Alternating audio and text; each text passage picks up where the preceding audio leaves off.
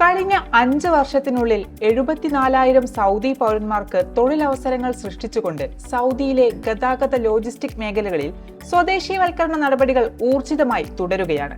Saudi മാനവ വിഭവശേഷി വികസന ഫണ്ടും ഗതാഗത ലോജിസ്റ്റിക് മേഖലയും സഹകരിച്ച് പ്രവർത്തിച്ചാണ് ഇത്തരമൊരു നേട്ടം കൈവരിക്കാനായത്. സുസ്ഥിര മാനവ മൂലധനം കെട്ടിപ്പടുക്കുന്നതിനും പ്രധാന സാമ്പത്തിക മേഖലകളെ ശാക്തീകരിക്കുന്നതിൽ വിഷൻ 2030 ലക്ഷ്യങ്ങളെ പിന്തുണയ്ക്കുന്നതിനുമുള്ള അധികൃതരുടെ ശ്രമങ്ങളുടെ വിജയമാണിത്. വിവിധ തൊഴിലുകളുമായി ബന്ധപ്പെട്ട് 12 പ്രത്യേക പരിശീലന കരാറുകളിൽ ഹദഫ് നേരത്തെ ഒപ്പിട്ടിരുന്നു. 2000 സൗദി പൗരന്മാരുടെ പരിശീലനം ലക്ഷ്യമിട്ട് ഈ പദ്ധതിക്ക് 50 കോടി റിയാലാണ് വകയിരുത്തിയിരുന്നത്. സൗദി തൊഴിൽ വിപണിയെ ശാക്തീകരിക്കുന്നതിന് ഹദഫിന്റെ നയതന്ത്രപരമായ പങ്ക് വിവിധ മേഖലകളിൽ വിജയം കണ്ടു.